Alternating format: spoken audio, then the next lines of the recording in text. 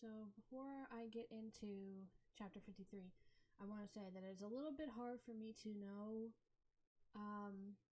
It's hard for me to coordinate which episode, like which chapters, which videos are going to be uploaded on which day, because as I'm reading them, I'm reading like them in bulk almost.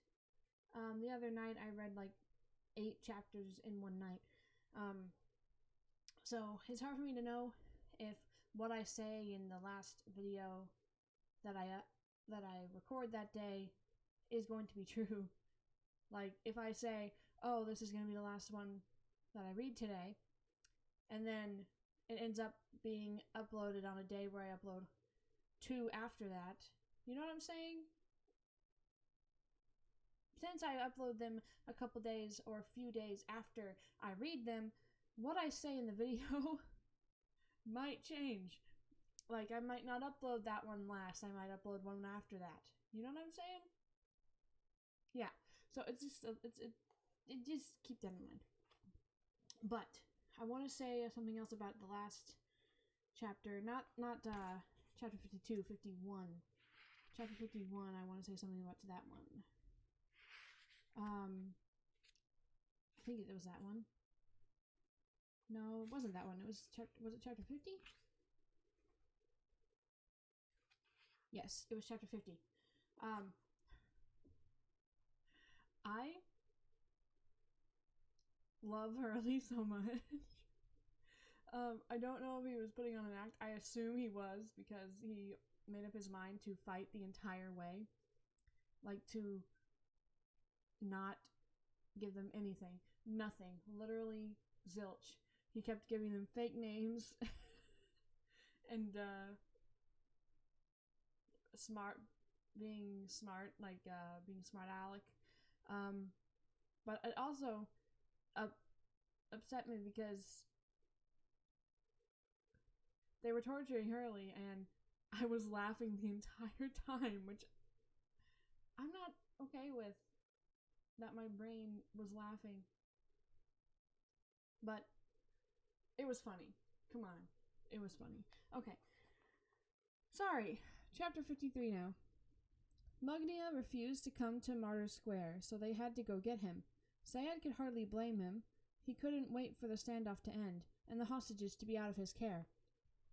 He was tied to them like a mother to her breastfeeding brood. Still, there was something very exciting about the work that lay ahead. Bill Sherman was a once-in-a-lifetime experiment. The American intrigued and horrified him at the same time. Yes, he does. Sayed had participated in close to 100 interrogations, and he'd never seen anything even close to what he witnessed today. The other man, the younger one, was fairly straightforward. A few threats, some punches and kicks, and one fingernail was all it took to get him talking. Frick. He'd gotten a name out of him, several actually. It was possible that they were both fake, but he didn't really care at this point. The important thing was that the great and powerful America had once again failed. They had tried to interfere in the affairs of tiny Beirut, and he had beaten them at their game yet again. And this one would hurt.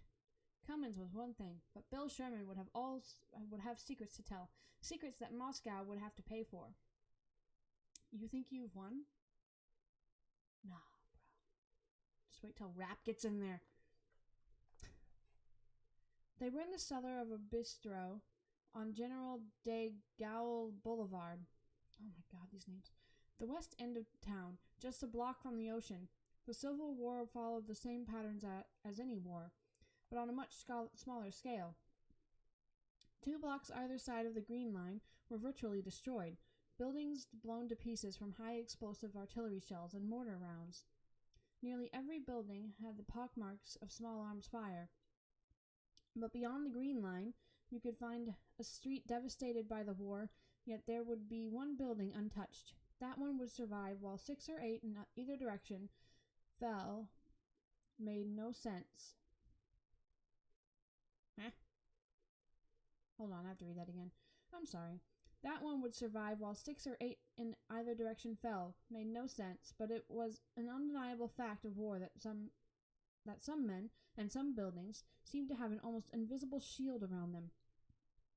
Farther away from the Green Line, entire neighborhoods had made it through the war with far better success, losing only a building or two from the random shelling. Mugnia loved these buildings. He noted them and used them for his most important meetings. This restaurant was that kind of lucky building. Sayed had been initially irritated by all the extra security measures. They were brought to 3 different locations and forced to switch cars before they arrived at the bistro. Mugnia was the most paranoid of the group by a long shot. They found him in the back room with Bad Radine, plates of hummus, akawi. Is that a food? Are these foods? Hold on. Akawi, roasted nuts, kibbeh, baba ganoush. That's how that's spelled? Baba ganoush and spiced fish were waiting. Okay. See, I'm learning new words all the time. Freaking this book, man. After the last few days, Syed could barely contain himself. He dug in, using the flatbread to scoop up the hummus and then some olives and cheese. Mugnia watched this with interest as Syed devoured the food, and RADIH sat sipping his water.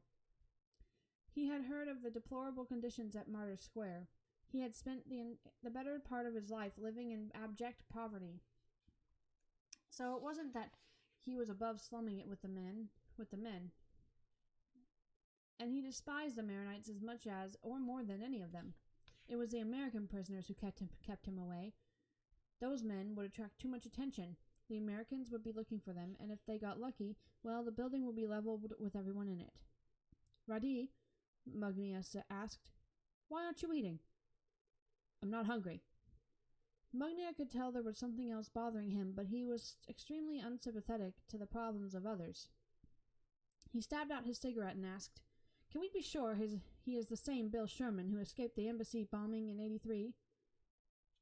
Syed nodded while he washed some baba ganoush down with a glass of water. "It's him." "And did you learn anything from him today?" "We should kill him," RADIH said. "No, he is the devil himself." "Yes." "We should not tempt fate a second time. Give me the word and I will kill him tonight." Mugnia had no idea what had precipitated.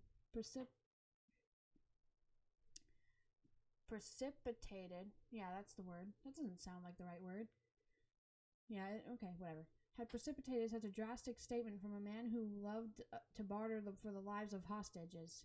He turned to Sayed and I skipped a line. "And what do you think? Mr. Sherman is an interesting man, a professional liar and provocateur, for certain, but he is also an extremely valuable asset." "The man is a curse on all of us," RADIH proclaimed. "I'm telling you, we should rid ourselves of his lies and kill him tonight." "You're not going to kill that guy." Thinking it would be a good idea to change the subject, Syed asked, "Where's Colonel Jalil?" "He will not be joining us." Mugnia turned and shared a knowing glance with Badreddin. Why is this guy's name so hard to say? It's not that hard. Badreddeen. Badreddin. Goodness gracious. They had been conspiring. That was plain enough to Syed, and if it meant leaving the Iranian out, that was fine with him. Syed watched as Mugnia's mood turned dark. He'd seen it before, and when he was sour like this, he could be prone to violence. Like some 15th century sultan, he could on a whim ask for someone's offensive head to be separated from the rest of his body. No hierarchy had ever been established for the group, but there was nonetheless a natural order to things. Mugnia sat atop the food chain for the simple reason that he was the most ruthless among a group of men who were no strangers to violence. Really? Mugnia is more ruthless than Syed?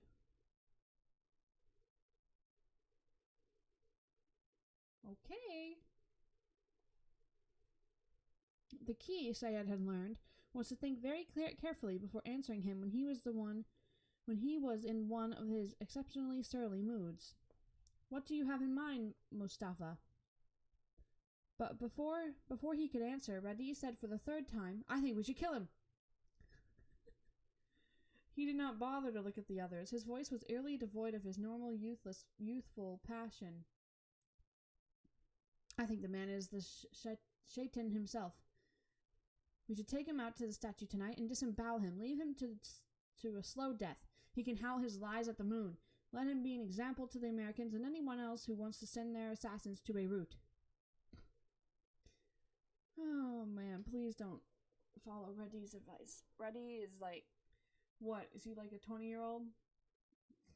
Freaking, I don't like him.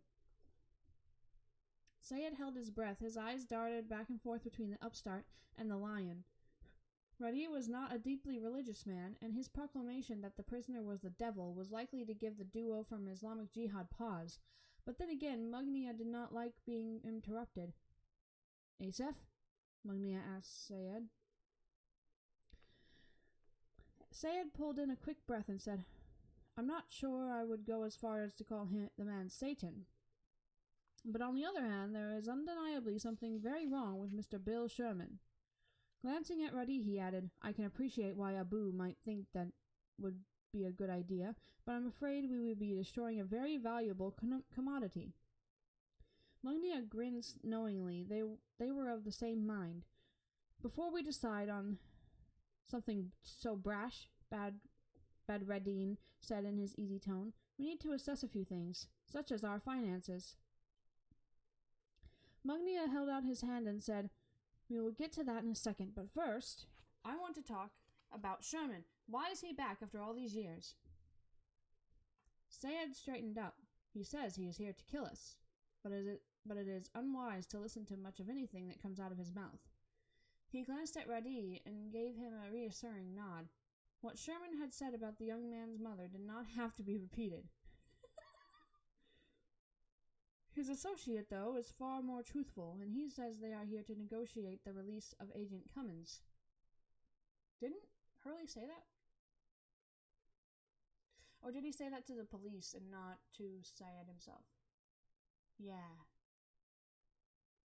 I don't remember. Oh man, I'm going to have to go back and reread that chapter. RADIH was rubbing his swollen knuckles. I do not believe either of them. You don't think they are here to negotiate the release of Agent Cummins? Mugnia asked. I don't believe anything that comes out of their mouths.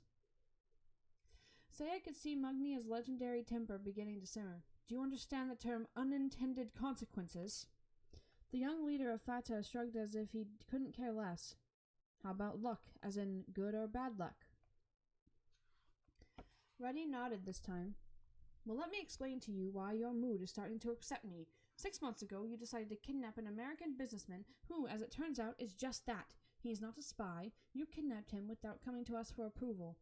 For that reason alone, I could have you shot. That single kidnapping has set in motion a series of events. Agent Cummins was then sent to try to negotiate the release of this businessman. You decided to then grab Cummins rather than negotiate a fee and end it. Fortunately, or unfortunately, we found out that Mr. Cummins is a CIA spy.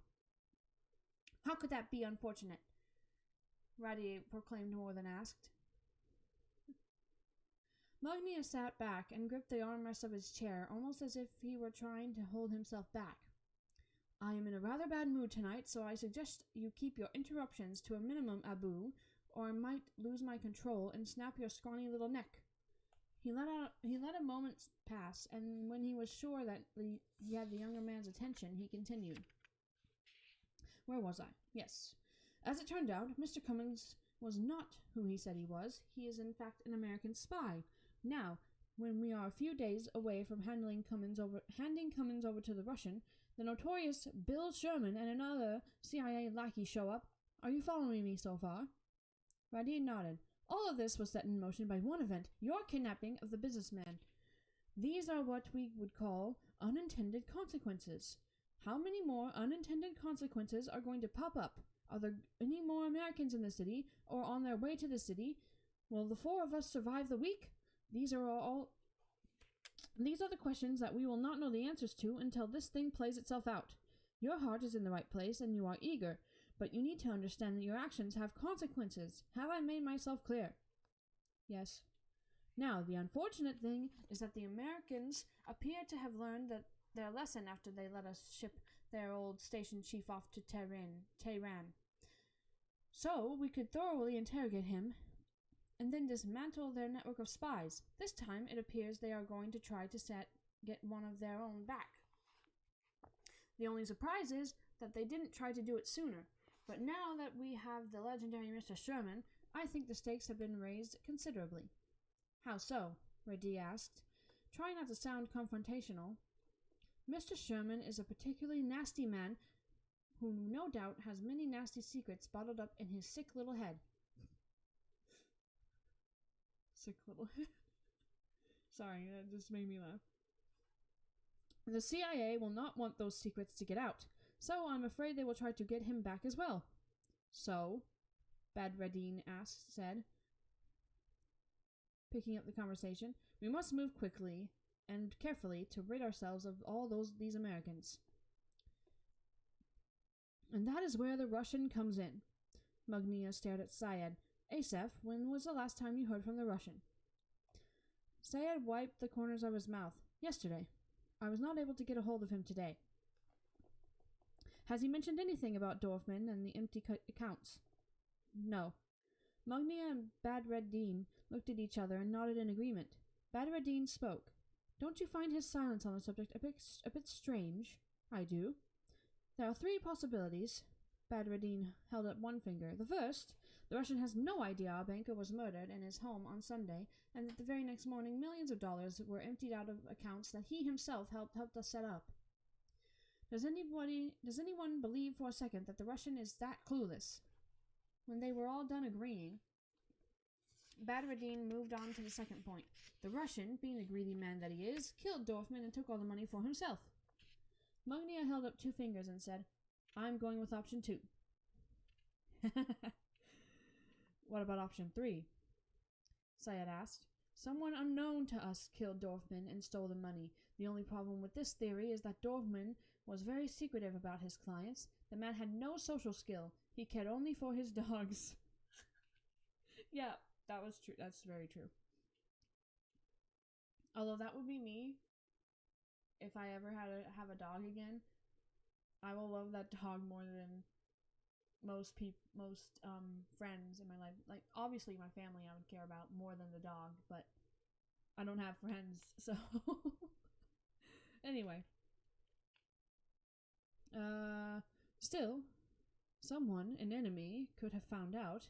Syed trying to keep the options open. Let me ask you, Mugnia said, leaning forward. Can you think of anyone you know who has a reputation for cheating people out of their money?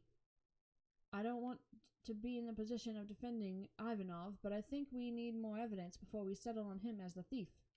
You didn't answer my question. Syed nodded. You are correct. Mikhail Ivanov is not exactly the most honest man I know. And let's not forget the little falling out he had with our Turkish friend, Badreddin added. Syed was the one who had passed on the information he'd picked up from Damascus. Hamdi Sharif, the arms dealer whom they had worked with for close to a decade, had reportedly had a fight with Ivanov over a business deal. A month later, Sharif ended up assassinated on a park bench in front of his house. He had asked Ivanov about it, but of course the man had denied any connection. I swear, if they end up thinking it's Ivanov after all this and they end up killing Ivanov, I don't know what to think, because, oh my god. Ivanov is far from innocent, but if he gets blamed for if he meets his demise because he was blamed for something Rap did, I will be very amused. But then again, I want Syed dead, not Ivanov. Anyway. Mugnia placed his big hairy right hand on the table. He tapped a thick finger and said, Moscow is a den of thieves. I warned all of you about this years ago. The collapse has turned it into a free-for-all where the most brutal simply take what they want. Syed could not argue with what he had said. So what do we do? You say the Russian will be here Friday? Yes. Good. We are going to have a little auction. The words seemed to wake up RADIH. What kind of auction?